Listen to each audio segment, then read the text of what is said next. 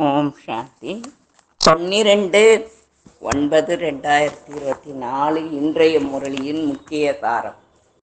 இனிமையான குழந்தைகளே, பிராமணர்கள் குடிமி ஆவார்கள் மற்றும் சூத்திரர்கள் பாதம் ஆவார்கள். சூத்திரனிலிருந்து பிராமணர் ஆகும் பொழுதுதான் தேவதையாக முடியும். கேள்வி: உங்களுடைய எந்த ஒரு சுப பாவனையை கூட மனிதர்கள் எதிர்க்கிறார்கள்? பதில்: இந்த பழைய உலகம் முடிந்து போய் புதிய உலகம் ஸ்தாபனை ஆகிவிட வேண்டும் என்பது உங்களுடைய சுப பாவனையாகும். எனவே இந்த பழைய உலகம் இப்பொழுது விநாசம் ஆகிவிட்டது என்று நீங்கள் கூறுகின்றீர்கள். இதை கூட மனிதர்கள் எதிர்க்கிறார்கள். கேள்வி: இந்த இந்திரபிரஸ்தத்தின் முக்கியமான நியமம் என்ன? பதில்: எந்த ஒரு பதீத, அதாவது தூய்மையற்ற சூத்ரரை இந்த இந்திரபிரஸ்தத்தின் சபையில் அழைத்து வரக்கூடாது. ஒருவேளை யாராவது அழைத்து வந்தார்கள் என்றால் அவர்கள் மீதும் பாவம் ஏற்பட்டுவிடும். ஓம் சாந்தி. ஆன்மீக குழந்தைகளுக்கு ஆன்மீக தந்தை புரிய வைக்கிறார். நாம் நமக்காக நம்முடைய தெய்வீக ராஜ்யத்தை மீண்டும் ஸ்தாபனை செய்து கொண்டிருக்கிறோம் என்பதை ஆன்மீக குழந்தைகள் அறிந்துள்ளார்கள். ஏனெனில் நீங்கள் பிரம்மா குமாரிகள் ஆவீர்கள். நீங்கள் தான் அறிந்துள்ளீர்கள். ஆனால் மாயை உங்களை கூட மறக்க வைத்து விடுகிறது. நீங்கள் தேவதையாக விரும்புகிறீர்கள், ஆனால் மாயை உங்களை பிராமணரிலிருந்து சூத்ரனாக ஆக்குகிறது. ஆகவே எச்சரிக்கையாக இருங்கள் என்று தந்தை கூறுகிறார். யார் பிராமணர்கள் ஆவார்களோ அவர்களே தேவதை ஆகிவிடுகிறார்கள். பிராமணர்களுக்கு பிறகு இருப்பவர்கள் தேவதைகள் ஆவார்கள். பிராமணர்கள் குடிமி உயர்ந்தவர் ஆவார்கள் என்று தந்தை புரிய வைத்துள்ளார். எப்படி குழந்தைகள் குட்டிக்கரணம் போடுகிறார்கள்? முதலில் வருவது தலையின் குடிமி. பிராமணர்களுக்கும் எப்பொழுதும் குடிமி இருக்கும். நீங்கள் பிராமணர் ஆவீர்கள். முதலில் சூத்திரர்கள், அதாவது கால்களாக தாழ்ந்திருந்தோம். இப்பொழுது பிராமணர் குடிமையாகி உள்ளீர்கள். குப்தமாக இருக்கிறது. பிறகு தேவதை ஆகிவிடுவீர்கள் என்று விளக்கமாக தெரிவிக்கின்றார். எப்பொழுதெல்லாம் பாரதத்தில் நிந்தனை ஏற்படுகிறதோ அப்பொழுது நான் வருகிறேன். யார் பாரதவாசிகளாக இருக்கிறார்களோ அவர்களிடம்தான் உரையாடுகிறார். யதா யதாஹி தர்மஸ்தய என்று கீதையில் ஒரு ஸ்லோகன் கூறப்பட்டிருக்கிறது. தந்தை ஒருவரும் பாரதத்தில் தான், வேறு எந்த இடத்திலும் வருவதில்லை. பாரதம்தான் அவிநாஷி கண்டம், அதாவது அழியாத கண்டம். தந்தையும் அவிநாஷி ஆவார். அவர் ஒருபோதும் பிறப்பிறப்பில் வருவதே இல்லை. தந்தை அவிநாஷி ஆத்மாக்களுக்குத்தான் கூறுகிறார். இந்த சரீரமும் அழியக்கூடியது, ஆத்மா அழியாதது. இப்பொழுது நீங்கள் சரீர உணர்வை விடுத்து தன்னை ஆத்மா என்று உணர்வதற்கு முற்பட்டு இருக்கிறீர்கள். நீங்கள் சிவபாபாவின் குழந்தைகள் ஆகிவிடும் போது பிகே என்று அழைக்கப்படுகிறீர்கள். அதற்கு முன்பு சூத்ரகுமாரிகளாக இருந்தீர்கள். வைஷ்யாலயத்தில் இருந்தீர்கள். இப்பொழுது நீங்கள் வைஷ்யாலயத்தில் இருப்பவர்கள் அல்ல. இங்கு யாருமே விகாரி இருக்க முடியாது. சட்டம் கிடையாது. நீங்கள் பிகே ஆவீர்கள். இந்த இடம் இருப்பதே குமாரர்கள் என்று தெளிவாக புரிய வைக்கிறார். இது ஒரு இந்திர சபை போன்றது. இங்கே தூய்மையானவர்கள் தான் வர வேண்டும். இந்த சட்டம் இங்கு இருக்கிறது. எந்த ஒரு சட்டத்தையும் மீறக்கூடாது என்று தந்தை இனிமையிலும் இனிமையான குழந்தைகளுக்கு புரிய வைக்கிறார். இல்லை என்றால் அவர்களை 5 பூதங்கள் பிடித்து கொண்டு விடும். அவை எவை? காம, குரோத, லோப, மோக, அகங்கார என்பது. இங்கு பகவானும் கணவன் மனைவி இருவருக்குமே கற்பிக்கின்றார். லட்சுமி நாராயணன் போன்று தூய்மையாக இருக்க வேண்டும் என்று. வரதானம்: ஒளியின் ஆதாரத்தில் ஞானம் யோகத்தின் சக்திகளின் பிரயோகம் செய்யக்கூடிய பிரயோகசாலியே ஆத்மா ஆகுக. ஸ்லோகன்: தடைகளின் அம்சம் மற்றும் வம்சத்தை அழித்து விடுபவர்களையே விக்ன விநாசக்காவார்கள். ஓம் சாந்தி. ஓம் சாந்தி. தெய்வீக ராஜ்ய ஸ்தாபனை பற்றி விளக்கம் கொடுக்கின்றார் தந்தை. அதை பார்ப்போம். ஓம் சாந்தி. ஆன்மீக குழந்தைகளுக்கு ஆன்மீக தந்தை புரிய வைக்கிறார்.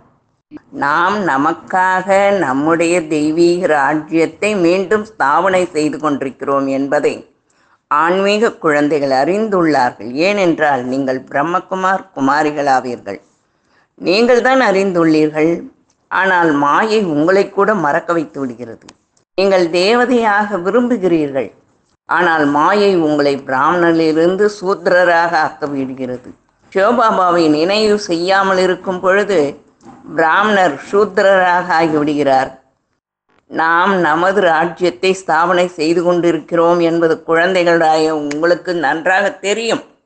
ராஜ்யம் ஸ்தாபனை ஆகிவிடும் பொழுது இந்த பழைய சிருஷ்டி இருக்காது. அனைவரையும் இந்த உலகத்திலிருந்து சாந்தி தாமத்திற்கு அனுப்பிவிடுகிறார். இது உங்களுடைய பாவனையாகும். ஆனால் இந்த உலகம் முடிந்துவிடப் போகிறது என்று கூறும்பொழுது அவசியம் ஜனங்கள் எதிர்பார்ப்பார்கள் அல்லவா? பிரம்மகுமாரிகள் இது என்ன எப்படி கூறுகிறார்கள் என்பார்கள். விநாசம் விநாசம் என்று கூறிக்கொண்டே இருக்கிறார்கள். இந்த விநாசத்தினால் தான் குறிப்பாக பாரதம் மற்றும் பொதுவாக உலகத்திற்கு நன்மை உள்ளது என்று நீங்கள் அறிந்துள்ளீர்கள். இந்த விஷயத்தை உலகத்தார் அறியாமல் உள்ளார்கள். விநாசமாகும் பொழுது எல்லோரும் முக்தி தாமம் சென்று விடுவார்கள். இப்பொழுது நீங்கள் ஈஸ்வரிய சம்பிரதாயத்தினராக ஆகியுள்ளீர்கள். முதலில் அசுர சம்பிரதாயத்தினராக இருந்தீர்கள். உங்களுக்கு சுயம் இறைவன் என் ஒருவனை நினைவு செய்யுங்கள் என்று கூறுகிறார். ஓம் சாந்தி.